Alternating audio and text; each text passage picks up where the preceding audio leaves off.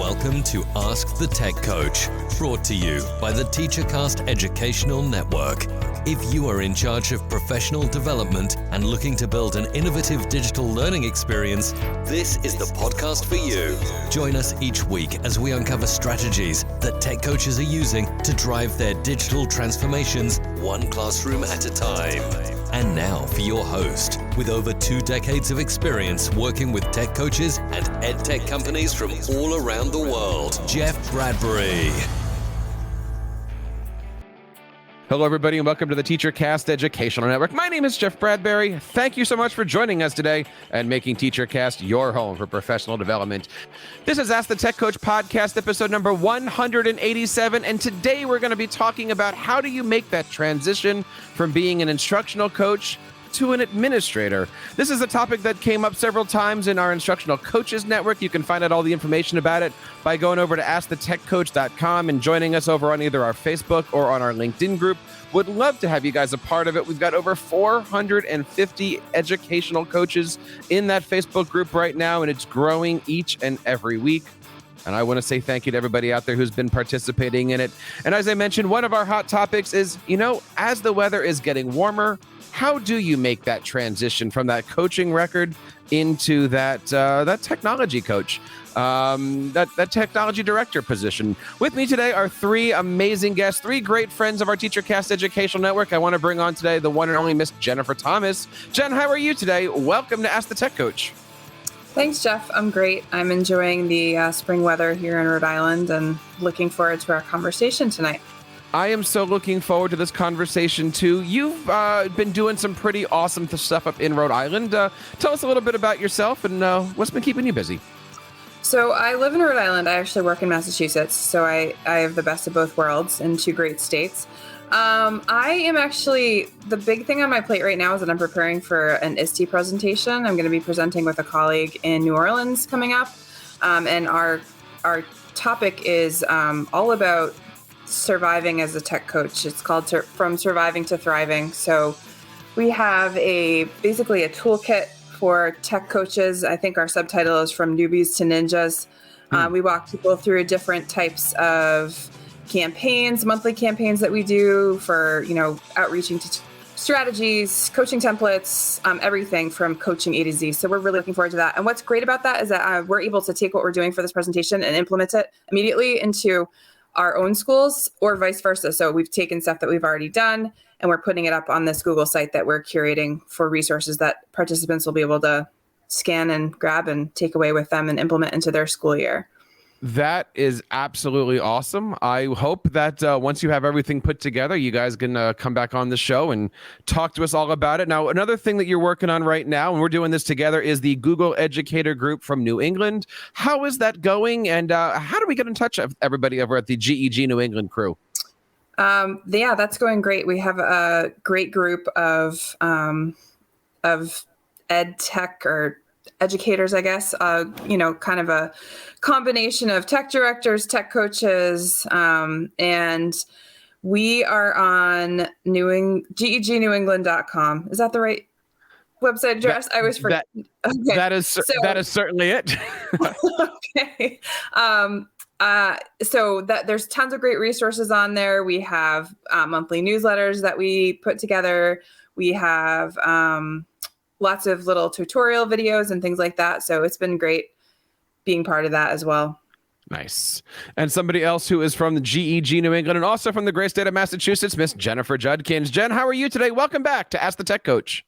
Hi, Jeff. Nice to see you tonight. It is so great to have you on, especially for this amazing topic. We've had so many good conversations around this, and I'm so excited to have you on and share your wonderful advice and wisdom. How is everything? Great. I'm just glad to see the weather warming up and, things are really busy at school. And yeah, it's a nice time of year and looking forward to our staff getting a break for the summer. Although as a tech director, I'm going to be here all year, but it's nice to be able to look forward to the summer when we can get some of our projects done on our team that are difficult to do during the school year too. Now, one of the things I know that keeps you busy is the amazing website called Teaching Forward. Talk to us a little bit about it. You've got some pretty neat things on there that just came out recently. Oh yeah, so that is where I try to curate things. It's helpful for me because when teachers are asking me questions or colleagues, it's nice to be able to just send them a post where I've pulled together ideas about topics, a lot of Google-centric things. I think this week published about how to use the alias naming feature to create a second or third, if you need, email address so that you can manage messages coming in for different roles instead of requesting a totally separate account. It's a lot cleaner for the user and a lot more secure for those of us managing those Google domains when we know exactly who has access to these accounts. But we certainly understand many teachers or administrators have different roles, and so having alternative email addresses can make that helpful to be able to manage those different roles. Nice. You can find all the information over at teachingforward.net. We're going to make sure that all of the links and stuff are in our show notes here for episode number 187. We've got one more guest on here making his return, a long-awaited return, Mr. Alex Podchaski. Alex, welcome back to Ask the Tech Coach. How are you, my friend?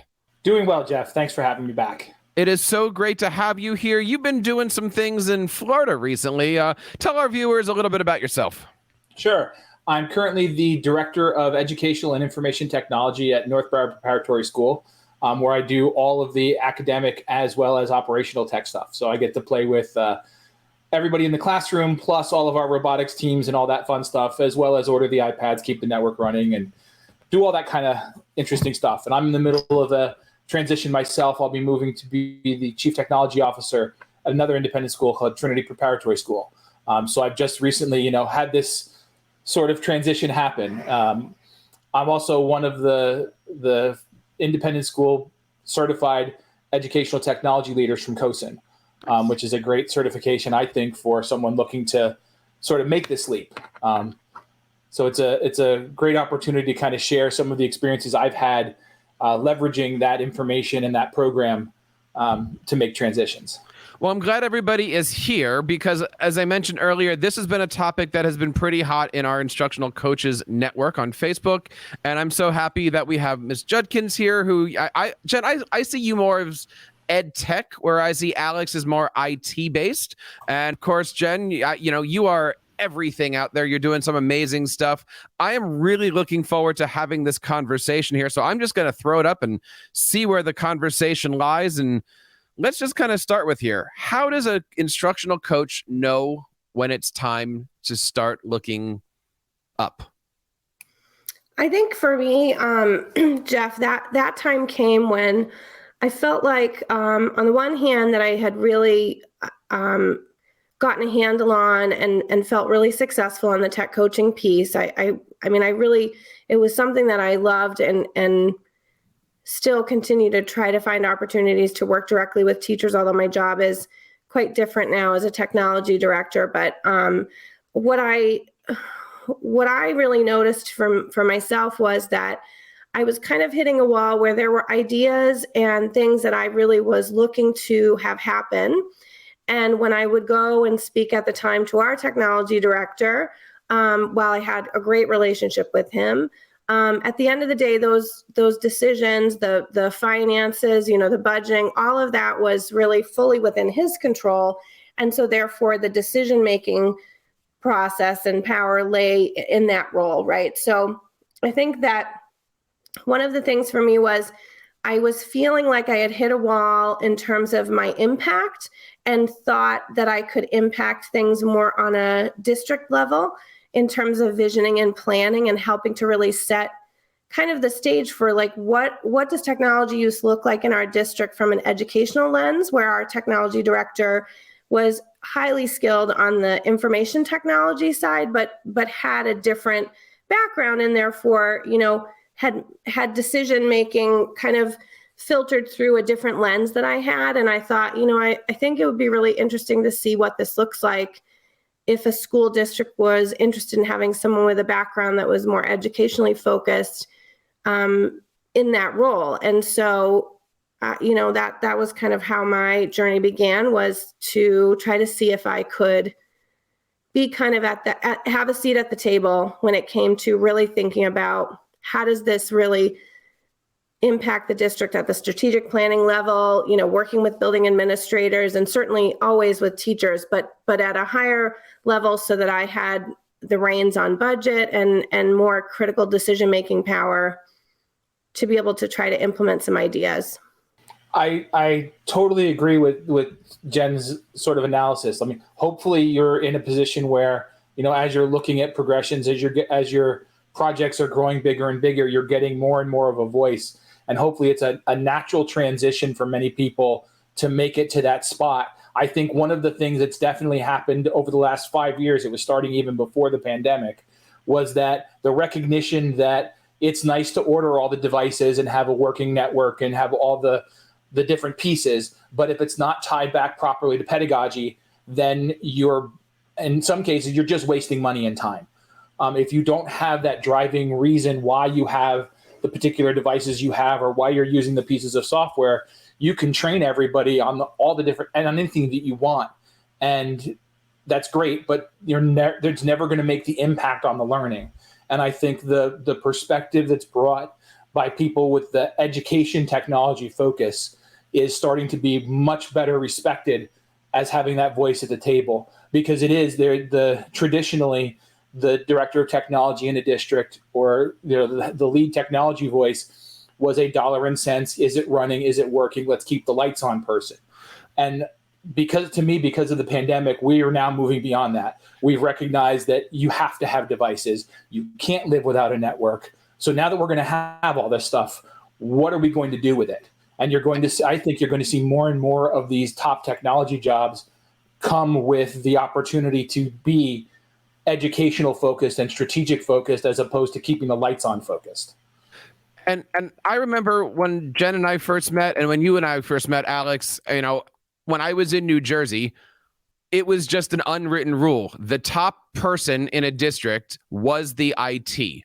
And if you are the ed T guy or person, you are the coach. There was no other way around that. I mean, I think in New Jersey, there was only one person that I can think of that had the title of like director of innovation or director of professional learning, but 98% of the school districts in New Jersey were IT's the top guy. It's changing. Even in my district, I love the fact that the top person is curricular focused, ed tech focused, future ready, it's great. And I'm starting to see that pop out more. From an IT person, Alex, how does that feel knowing that your place on the food chain might be moving, or I don't want to say weakening, or help me with that one. Again, here's the great difference. And I think this is the fundamental piece that I think ed tech coaches get faster than most people. It's not like we can learn something and we get to keep it for 20 years and it's the same thing for those 20 years. I mean, just think about every different piece of software certification or level of something that you've had to teach to someone. The software changes every year or 2 years at best. If we're lucky, it only changes that often. And we've got to continuously adapt. I think one of the things that's been happening is that you had to start somewhere with school districts. And you started with the people who were, again, keeping the lights on and making sure that it runs. But if those people were engaged in watching what was going on, they should have, and in many cases they didn't, and that's to their detriment. They didn't move to understand the ed tech and the pedagogy and the pieces that are necessary. That's I'll call it from a foresight perspective, poor professional development on the tech people. They made sure they could run everything, but didn't think about the impact. Well, let's talk about the cart and the horse, right? Is it the IT person is just not a teacher, or is it better for the teacher to be moving the IT? Like, really, perfect situation. Shouldn't the curriculum be driving the Wi-Fi as opposed to the other way around? I'm gonna change it a little bit. Please do. You don't ask anymore whether the room should have electricity or lights. You don't ask whether you should have chairs. You ask what kind. So there's a certain fundamental piece that has to be operational, that once you've decided on we're going to provide an education, we're now providing, I'm going to call it commodities for lack of a better term. We are providing Wi-Fi. We are providing accounts. We are providing a base infrastructure from which all other things grow. It would be the same as, all right, and this is probably going to set off a whole nother set of discussions and chains, but it's the choice between choosing McGraw-Hill versus Pearson as our fundamental textbook vendor and all the different resources that come with each. I can choose Google, I can choose Microsoft, and my resources are very like they do very similar things, but they come at it from a different perspective. So that infrastructure piece is that fundamental decision, and that choice is still necessary. So what you're choosing has to be driven by why. So you can have the conversation. To me, it's the conversation of there has to be a pairing between that ed perspective and that ops perspective. And if the lead person has to understand both. If they only understand one, or those two pieces are not married together, then you end up with a district that's completely disjointed in terms of what they're trying to accomplish. And those two positions end up fighting. It ends up being budgetary fight. It ends up being a personnel fight. It ends up being an entire argument over perspective and strategic plan. And whoever the superintendent sides with wins. And then usually the other person is now fundamentally the person who's receiving this, who's listening to this podcast right now, going, where do I go now? Because obviously, my vision of how this works isn't happening. Well, let's talk to the people who are listening to this podcast right now. Jenn Thomas, you and I are in a position right now where, as a coach, we are trying to complete, our Triforce here. And I love that, this year at ISTE, you said you're doing your, from beginner to ninja. And, we've done 187 of these episodes at this point, and I don't think we've ever done one called "How Does a Coach Learn More About Wi-Fi?" How are you helping I don't want to say your IT education, but how can we as coaches pick up the skills we just don't have that aren't necessarily classroom related? So this is what I struggle with, and this is why I'm hesitant to go the admin route, because the passion for that stuff is not in me. So I have a really hard time thinking about going into, and I feel like with Jenn, she's got a great position because it is so focused on the educational, innovative, all those great words that she has in her title. I try hard to put I don't want to say I'm stubborn, but the technicians will come in and want to talk to me about something that I just say I don't understand what they're saying. So this year I've tried to put that aside and really try and learn as much as I can I'm trying to be more of a captive audience for them, because they'll come in and I want to share why things are not working pedagogically with them. Well, they want to share why certain things will and won't work with the system and the technology and the server. And I don't even know the words to use because I'm so much not an expert with that, the IT stuff. So it's a balance. I mean, I try to teach, they try to teach, we both try to learn from each other. There's the group of technicians in our district, and then there's the instructional technology specialists. And together we have a pretty fierce department, but we're very siloed in our skills and what we are excited about. So I'm trying to be more open-minded about learning those things. But I know for me that if I were to become an administrator, I would need it to be a role that's more central to, focus on the instruction. But like Alex said, I mean, you have to be in that role, and you really do have to understand both sides. I'm just afraid right now, and this is my, as speaking from tech coach, what I'm worried about is that I won't be able to do the fun stuff anymore, get in the classrooms with teachers. I'm having a blast. That is the stuff that I love.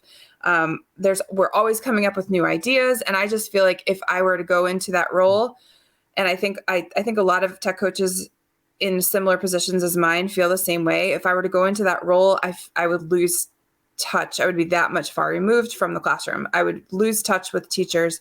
I would lose my ability to be able to coach and do that sort of stuff. But I am at the point, like Jenn said, she knew she was ready.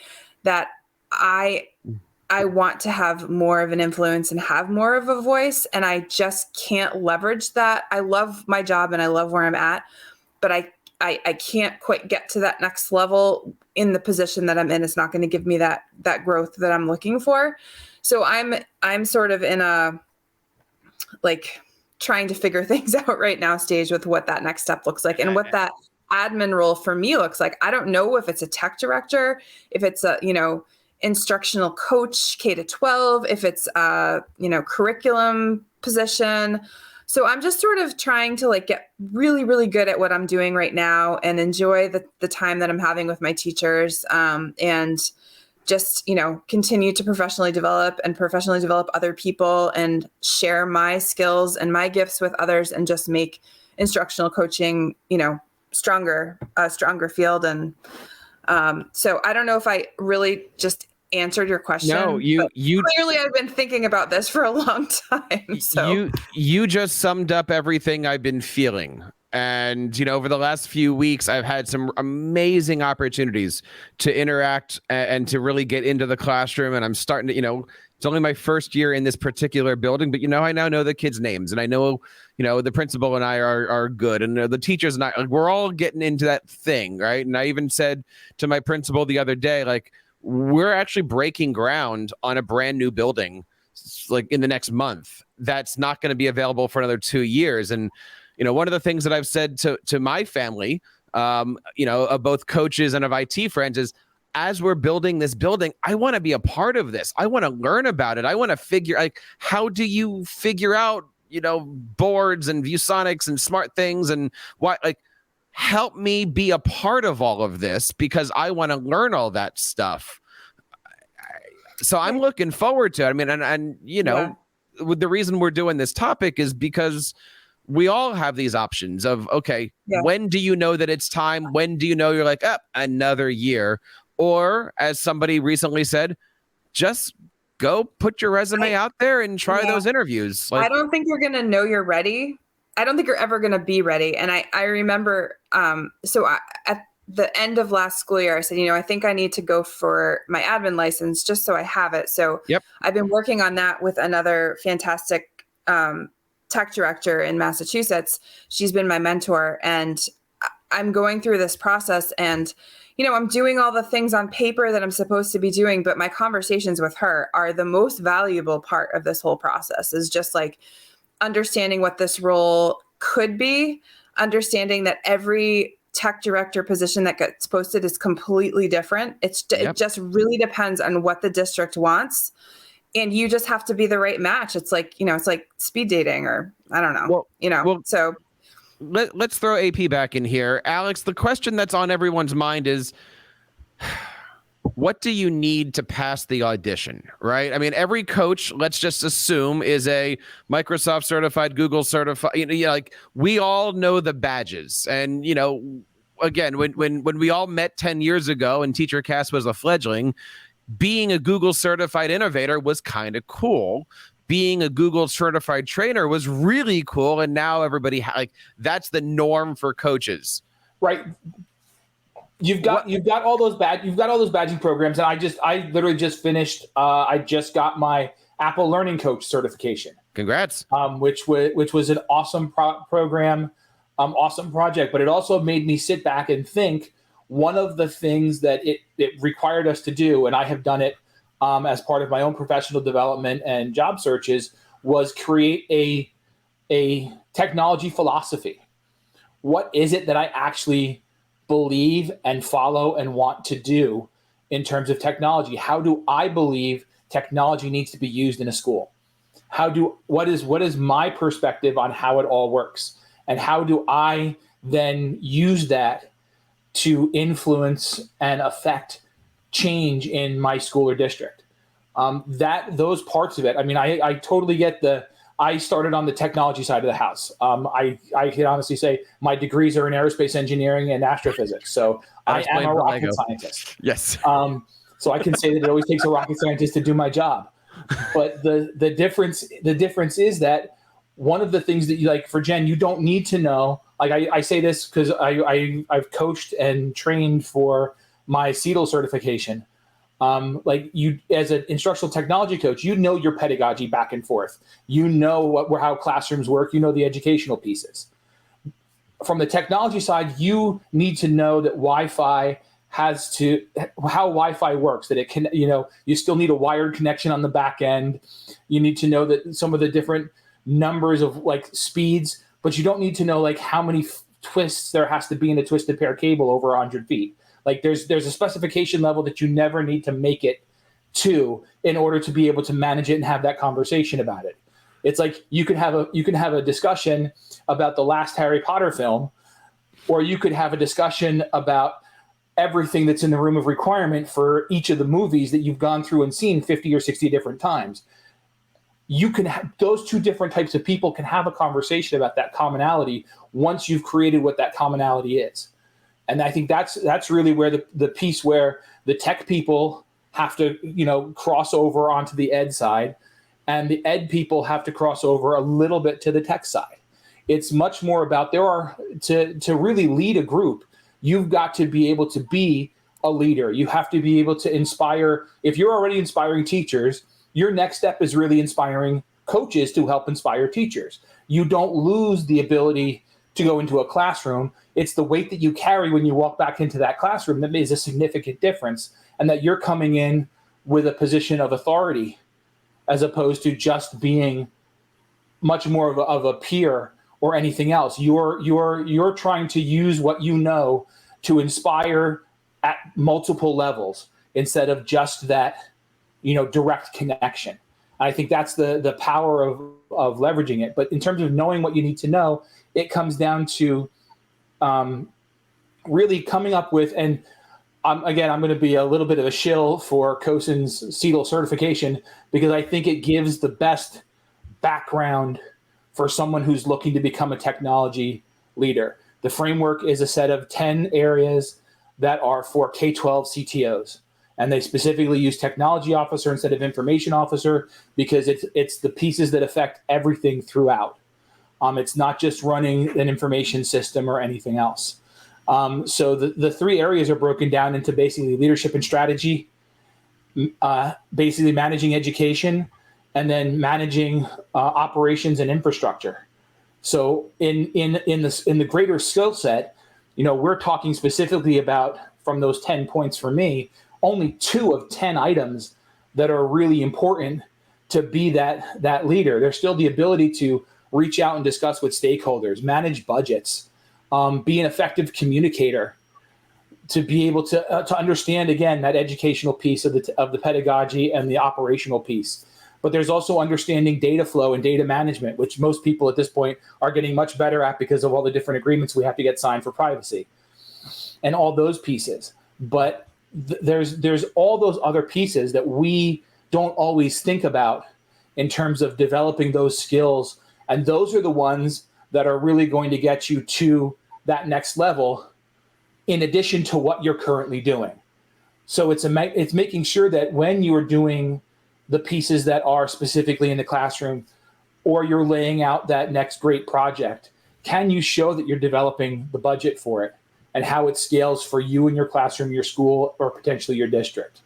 When there's an opportunity to get on a committee to build a building or to pay attention to those kinds of things, are you raising your hand and volunteering to not only show your current leadership that you're interested, but to gain the experience of what's going on and how those decisions are made and why people are making decisions, or what goes into the outreach in a community and how when you're building a building and all those other kinds of amazing things.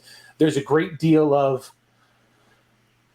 I'm trying to get the right word now. There's a great deal of the extra skills that go beyond just what we tend to think of as ed tech and IT that really make you that great candidate for the next step. Because if I could be the best, server person in the world, and I could even have my hands and understand the pedagogy, but if I can't do those other 8 components, I'm still not going to get looked at for a leadership position.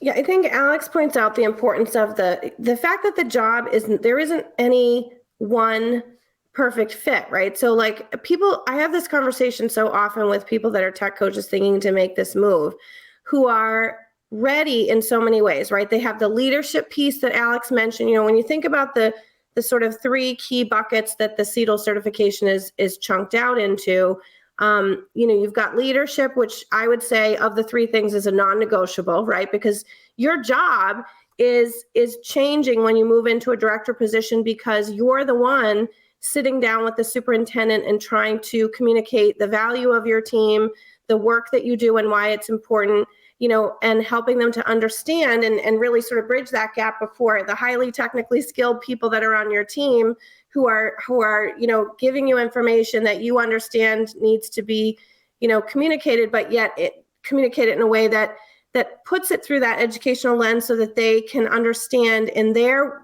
sort of like way of thinking about the world why it matters, right? Because it's going to impact learning. But then, you know, those other two pieces of the CETL piece, you think about the teaching and learning, which someone like Jen, someone like myself, coming from a teaching background, like I had that solid, Jen has that, like these are not the parts that are hard for us. But then the IT operations side, that was so intimidating for me, because I thought, oh my gosh, if these people think I'm going to be the one that they should turn and look to when their network goes down, like we're all screwed. But I think the important thing is that it's not that one of those things is more important than the other, right? The IT operations is just as important as the teaching and learning. You cannot have one without the other, because the ideas that I have as an educator cannot be realized were it not for the IT operations side, right? And so I have to know that and respect it and appreciate it. So as much as it's an area that I've had to really do a lot of learning in, I have a lot of appreciation and respect for the importance of that work. And so my relationship with the people on my team that have more of a background like Alex is really solid, because they know that I'm there advocating for what it is that they're trying to do. And they know that I'm listening to them as a professional. I know they know more than I do about a topic around IT operations. And so I defer to them, but we have really healthy conversations when what they're saying is in conflict with what I'm thinking needs to happen from the educational piece. And then I feel like that is the key thing, is that in some cases, those jobs can work side by side. I have seen many districts with a structure of an educational technology leader, and they split the baby, and then they have an IT operations manager. That can work, but only if the dynamic is such that those two leaders are really willing to work together and defer to one another and not have one person, you know, like sort of fighting against the other. My experience personally is that isn't the best structure. When I talk to districts who say, like, what is the structure we should think about? We have a new posting for a tech director. What should the job description be? My feeling is no one person has all those things, but if you have a strong leader and someone that has a willingness to learn the other side, whether it's the education side or the technology side, then that person can work. It has a lot to do, Jeff, as you can imagine, with the complete structure of the IT team in the first place. So if I went into a district that didn't have a strong network person and they were hoping that this IT director job that they have posted could fill that need, as well as provide leadership for and direction for the department, then I would not be a good candidate for that job. And so just like anything else, it's important to represent what you do know and what you don't know. And really the structure of their team will in many ways sort of dictate which of those two buckets they need the most at that moment for their school community. I am so happy that you are all on this show today. And I hope that as you guys are listening to this out there, if you have any questions, please feel free to contact the show, jump on into the Instructional Coaches Network over on Facebook, find us over on AskTheTechCoach.com. We are here to help you guys out just as we're here to learn from each other. One of the questions that's been on my mind, and one of the things that I've really been focusing on over the last year as I go through my admin program, currently, I'm finishing off the admin program, and by the time you guys listen to this, I'll be starting the doctor courses. I still can't believe I'm saying that. Is this whole concept of thinking like an administrator. And I get banged a lot for, stop thinking like a teacher, stop thinking like a coach. You have to think like an administrator. When you walk into that office, you need to approach an administrator like an administrator. Don't bring him all the problems. Just bring him, basically, I guess the concept is knowing the altitude to talk to and figuring out how to approach those altitudes. How do we learn that other than trial, error, and failure? Alex, you're smiling at that one. So I don't know if you have any thoughts on how do we learn how to deal with our dealing with your boss is one thing. Dealing with your boss's boss is another thing. Dealing with the how do you work those different altitudes? To me, I think the real problem is because I laughed at when you said, stop thinking like a teacher. Because I don't think that's ever what we want to do. What I think we want to do is actually start with how do I scale what I'm doing? I think that's where that thinking like an administrator really comes into play, because it's not really about stopping thinking like a teacher. I mean, I'm a firm believer that pedagogy drives technology. So I want someone who's thinking about how does this really affect the learning in the classroom to really make that impact with our learners, with our teachers, and what's going to be best for them. The difference is, and this is from the personal experience, what drives me nuts is the teacher who listens to a podcast, reads a blog, finds some random tool that may or may not work for them, tries it, adopts it, goes whole hog into making sure that it is, that they are going to embrace it to the end. And when you take the step back to look at it, it won't fit in with the learning management system. It cannot talk to the student information system. It does not scale from a cost perspective. It doesn't hit all of our different populations the right way. And I can't support it from that centralized perspective. So to me, it's that, how do you stop thinking for me and start thinking about for all? Because it's that for all, that's the administrator perspective. Now, you're not always going to get the right answer, and you're not always going to be able to get to the point where it's going to be sustainable or it's going to work. But I think that philosophy, that conversation, that gets you to that thinking like an administrator, because once you're no longer thinking about, can I do this for me? Will this work for me? You're now thinking about, okay, so I have this new video program I want to do. Is it going to break down on the is it going to affect the network? Is it going to affect the devices my students are using? What if we all decided to use this at the same time? Could the bandwidth at the school handle it? It actually seems to cost a lot of money. I'm using the free version because that's what they're offering me. But if we tried to scale it, would it actually work for other people? As a coach, we should be able to start having those conversations, having those thoughts, and start adopting that process to see how those things affect us. That's, to me, thinking like that administrator. And those are your first steps in being able to make those arguments and show that you are, once you're in those mindsets, you can do all those other pieces. Like that, to me, that's the fun. That's the question you're asking. Because it's not really thinking like an administrator isn't a difference. It's not really a different set of way of thinking. It's just a different set of questions. And it's getting beyond that personal impact to how am I, every coach does this when they start thinking, how do I train someone else to use this product? How do I train someone else to use this software or this system to impact the learning in the classroom?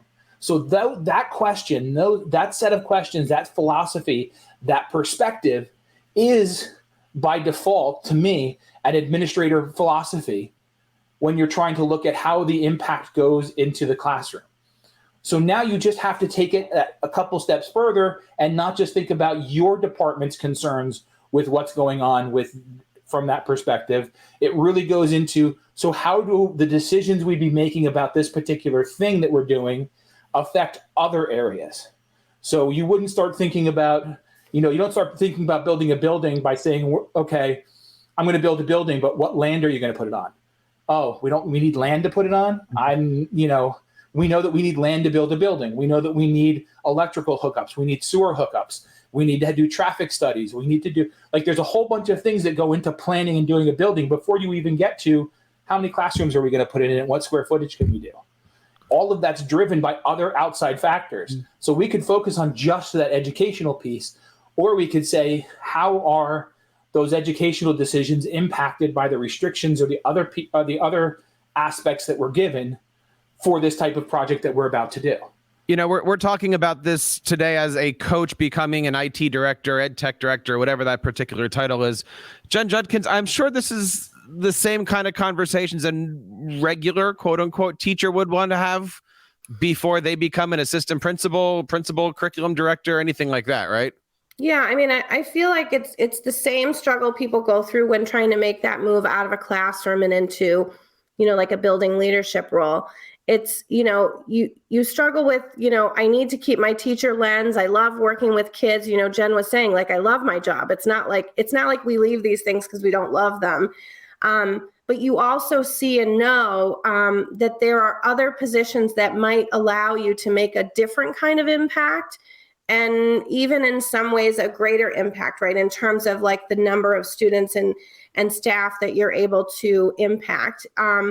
And so I love what Alex said when he said, I'm going to use this, Alex, because I always try to kind of have this conversation with people and encourage them to help them understand no one comes to this job with all of the pieces, right? And so if you have someone that's passionate and willing to learn, there's such a supportive community out there of technology directors in every state. You can look up your local COSIN chapter. I'm on the board of directors for Meta, which is our local affiliate for tech directors. And so, all of us in this role know what it's like to be the one person in a district with the responsibility. And so having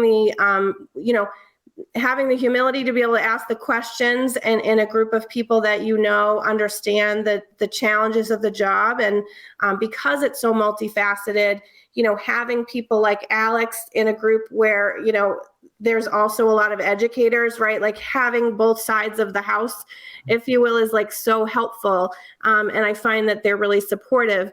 I think that when I think about Jenn and others in her role and like, how do you kind of start to learn about those things?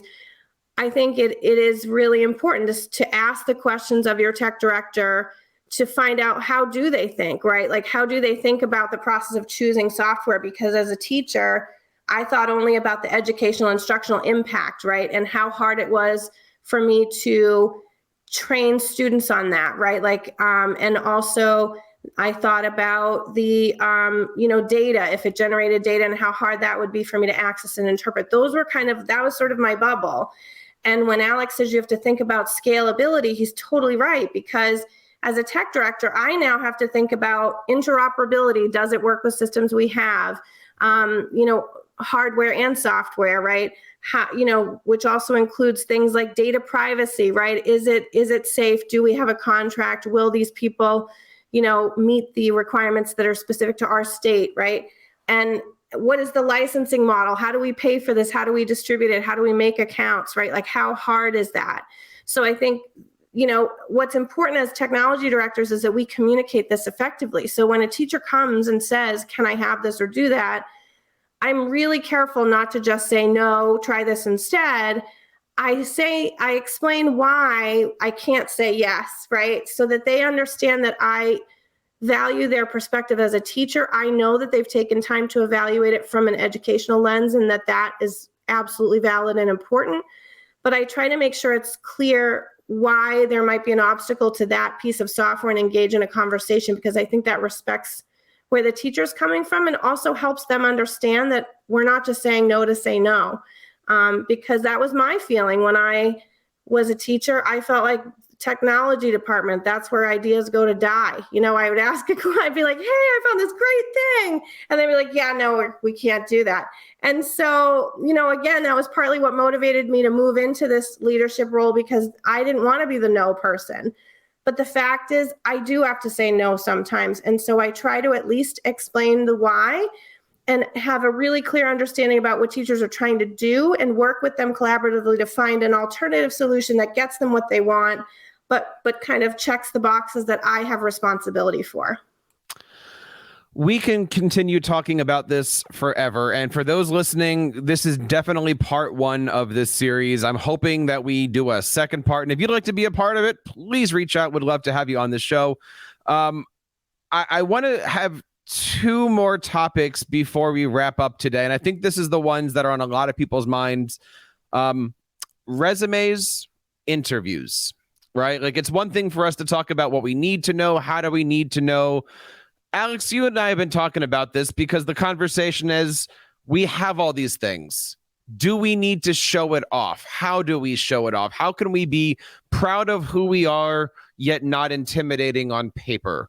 So I'm going to open up the floor here for anybody. Let's just talk about what an administrative resume should look like. I like to look for things such as, Alex mentioned it earlier, like, are there committees, have you volunteered, right? Like, where are you showing that you're thinking about and trying to be active in the ways that you can in a leadership capacity in your school or district? So that's one of the things that I look for. I look for people to show me and be able to talk to me about how it is that they stay current, because that also came up earlier in the podcast, right?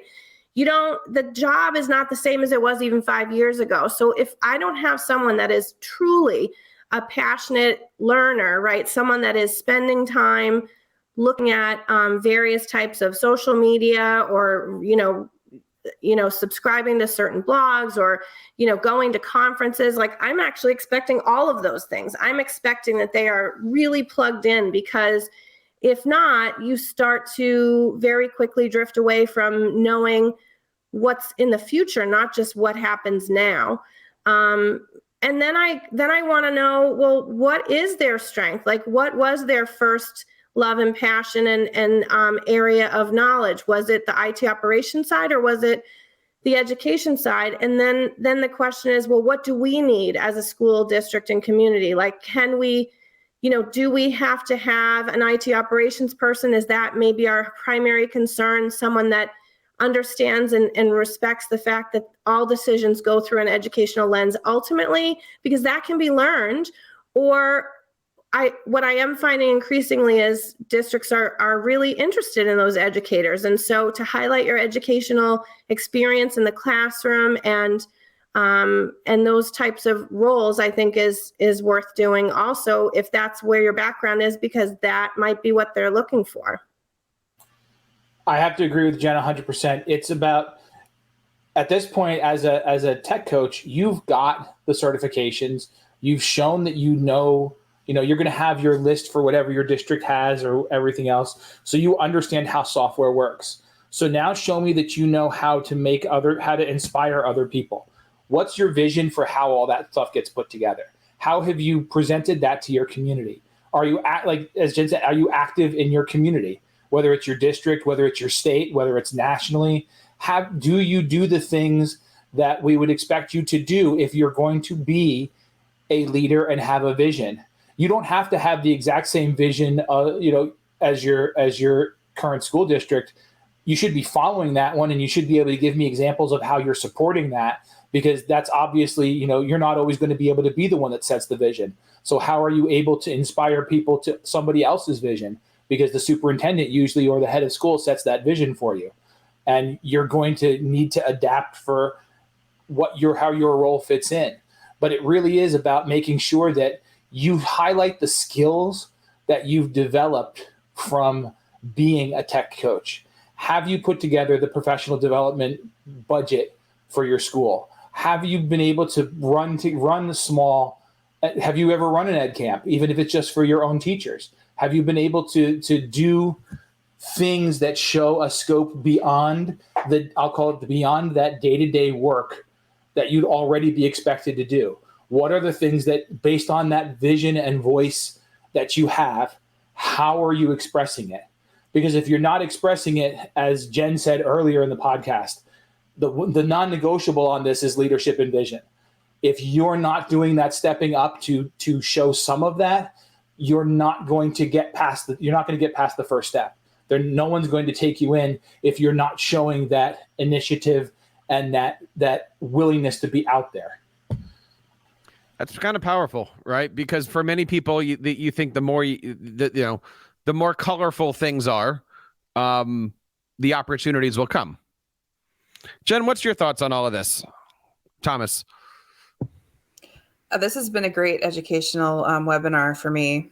So I appreciate all of your words of wisdom, Alex and Jen. I'm at a crossroads right now. Like I said, I love my position. I love being a tech coach. I love being a coach of coaches. I do a lot of professional development around coaching for other coaches, and it just fills my bucket. But I think the takeaway for me is it's all about relationships. Like, as a tech coach, we know it's all about relationships. Well, as a tech director, it's all about relationships. That's sort of what I'm gathering from everything that I've heard you guys talk about tonight.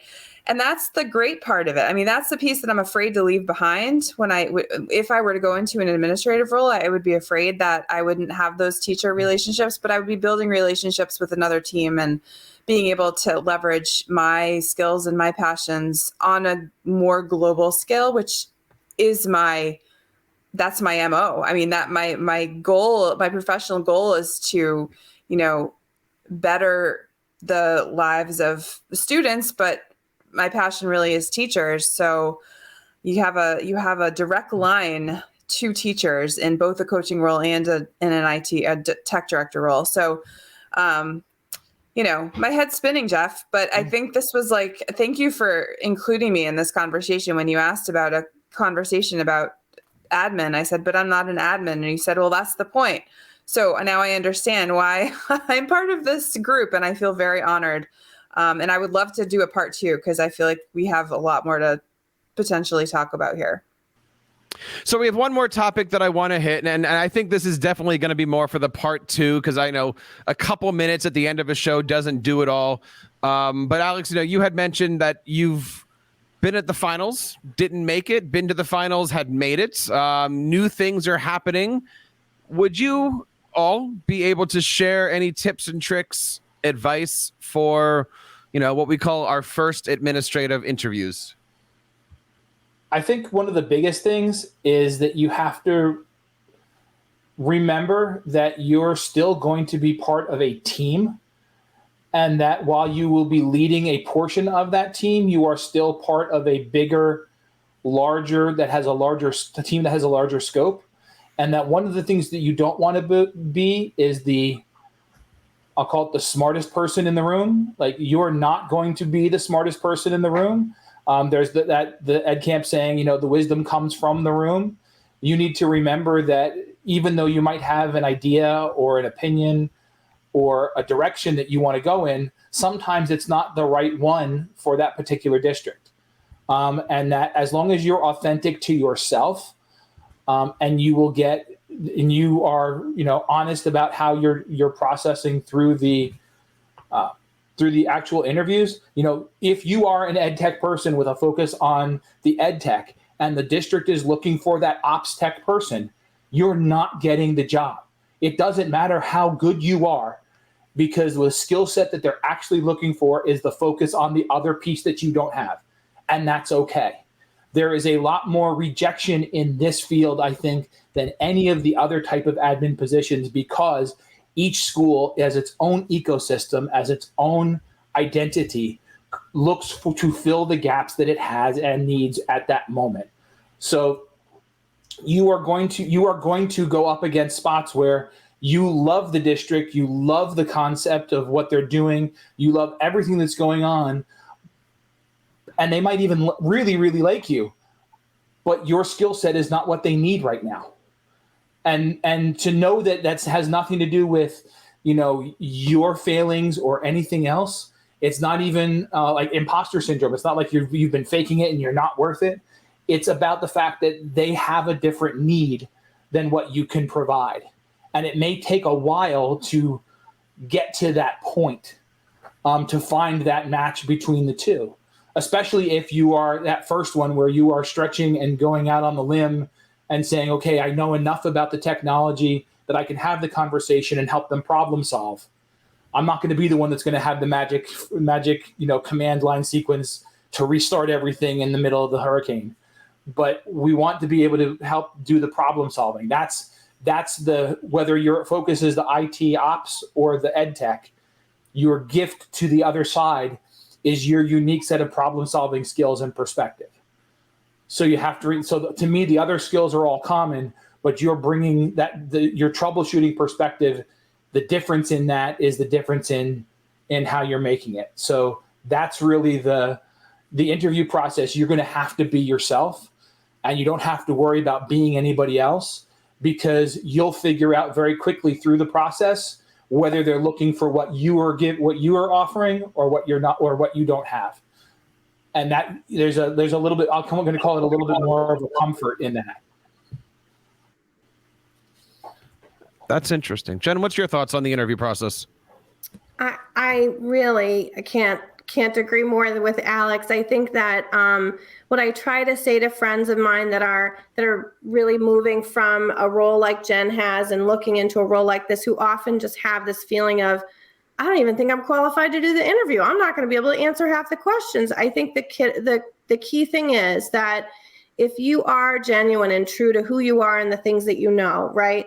Not misrepresenting anything, but sharing what your strengths are and celebrating those, because you have a lot that you're bringing to the table, but also just showing an openness and a very basic understanding for some of the things, and appreciation for why the IT operations piece matters. And as Alex says, you're part of a team, right? You're managing a team on one end, and you're working as a team member with district leaders as well. But if you can let people know at the table, who will likely, an interview team will likely include, hopefully, some of the folks on the IT operations side, and they hear that you respect what they do, you value their opinion, and that you want to learn more about this area because you know how critical it is, that's going to go a long way. Those folks just want to know that they will be respected and that they will be part of a decision-making process. And the district, frankly, doesn't usually know what questions to ask IT operations people. That's the truth of it. And so it's more a matter of, they're going to know, as Alex said, well, we really need this role to also fill the role of a strong IT operations person for any number of reasons, whether they don't have a systems administrator or don't have a network person and may need someone to fill that role. If you go to an interview and they don't call you back, it's more likely that you don't have the piece that they need. And just applying and talking to another district, you're going to get a totally different response because they're looking instead for the educational side. So I would just encourage people to not, just feel like, that, they didn't even call me back, or the questions they asked I didn't understand. A lot of times you can kind of see in a job description which ones are more heavily focused on IT, as opposed to the ones that are really looking for an educator to bridge that gap. So, generally the job description will help you to know what the school's looking for and might make you feel more comfortable applying for some over others. But if you're honest, then they're going to make their decision with the information you provide and choose the right fit for their district.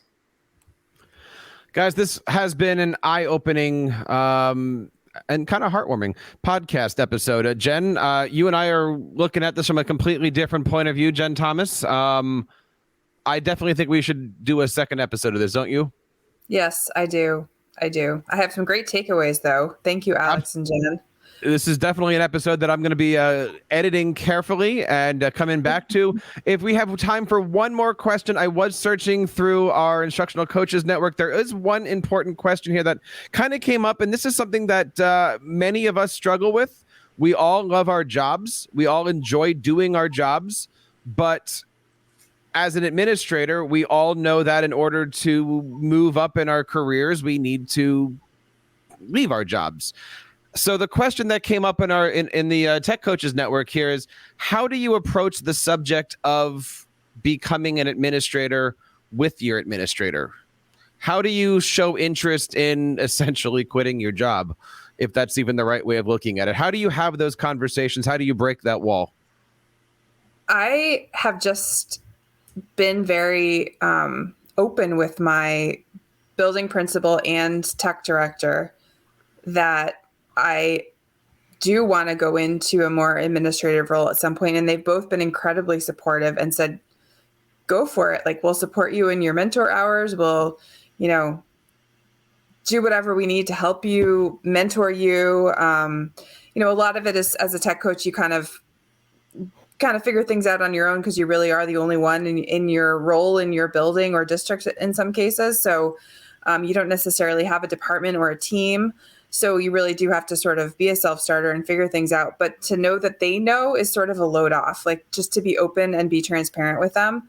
I think, good administrators would be supportive. And I've always been afraid to say something because you don't know.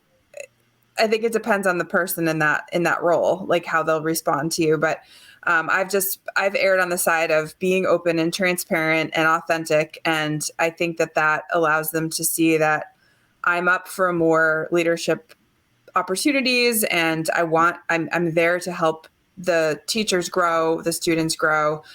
It doesn't mean I'm going anywhere anytime soon. And that's what I say to them. I'm honest with them, but it also allows them to see that I'm hungry for more.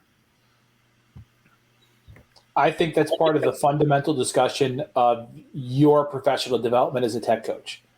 Your leadership and admin best. And if you can't have that open conversation, like Jen said, about whatever point in the future it is, I don't think you need to worry about that point about an administrative role. I think you need to worry about getting in a district where you're going to be supported and you're going to have the opportunities to grow. We all need professional development, and we all need to know that there's a path beyond what we're currently doing. And that having the people to support you on that path is key. That would be the biggest thing. Like, again, if you can't have that conversation about what your personal development is, your professional development is, and how you're going to go there, no matter what, time frame that may look like. To me, the days of being in a district for 25, 30, 40 years might actually be over now. It's potentially the time that it's, as we're going to start shifting and making the bigger impact on education, we're probably going to have to be a little bit more mobile than we would have wanted to be in the past. And I think that's okay, as long as we're all open and honest about, how it's going to be. I don't expect, I've led a bunch of different departments. I've had people that have stayed for a year, people that have stayed for 3, people that are still in the schools that I left. And there's a happiness and a comfort and a drive to get to the point where you want to be and you want to stay there. And that's well and good. But when you're ready to start spreading your wings, it should be how do we do this? Let's figure out how to help support you and the better part is how to backfill you at the same time. So who's the person I can identify that you've been training or has an eye on, becoming who you are, and taking that spot in your district? Because there's no better feeling than being able to kind of like train your replacement and know that they're going to be successful because of the things that you helped them do while you're moving on to a very new and exciting opportunity yourself. I think that's well put. And if anybody out there listening has any additional questions, please reach out to us over and Ask the Tech Coach podcast. You can go to askthetechcoachpodcast.com. Join our Facebook group. We would love to have you as part of our Instructional Coaches Network. Guys, let's wrap it up here. This is clearly going to be the first episode of hopefully many. Many coaches that are listening are looking at the future and figuring out what's there for you, what's there for them. And it is really nice to know that we are not alone and other people have taken this first step. Jenn Judkins, I will start with you. Where do we learn more about the great things that you're doing as we move into the summertime? Sure. So I'm on teachingforward.net and on Twitter at teachingforward. Nice. Jennifer Thomas. I am on Twitter at BlendedLibGirl and will also be at ISTE in New Orleans. So come say hi if you're there. Nice. And Alex? I will be at the Atlas, the Association for Technology Leaders in Independent Schools, at the beginning of May. You can find me every Monday night on EdTech Chat on Twitter, and my handle is AJ Podchaski. And of course, you can check us out over at TeacherCast.net, over at Ask the Tech Coach. And this week, I am so excited because it is the return of the NCCE conference. I will be doing a few different sessions, all on instructional coaching, on Microsoft stuff, and some Google stuff, all happening Wednesday, Thursday, and Friday of this week. So if you have a chance, check it on out over at ncceconference.org. Lots of good stuff. And of course, we're going to be having all of our stuff hanging out over on TeacherCast.net with all of our downloads and digital stuff. So check that out this week and beyond as we go through. And that wraps up episode number 187 of Ask the Tech Coach. On behalf of Alex and Jen and everybody here in the TeacherCast Educational Network, my name is Jeff Bradbury, reminding you guys to keep up the great work in your classroom and continue sharing your passions with your students. You've been listening to Ask the Tech Coach, hosted by Jeff Bradbury of the TeacherCast Educational Network. Please reach out to the show with all of your questions on Twitter at AskTheTechCoach or online at www.askthetechcoach.com. Be sure to subscribe to our podcast so you don't miss any future episodes. And please take a moment to write a review in the App Store.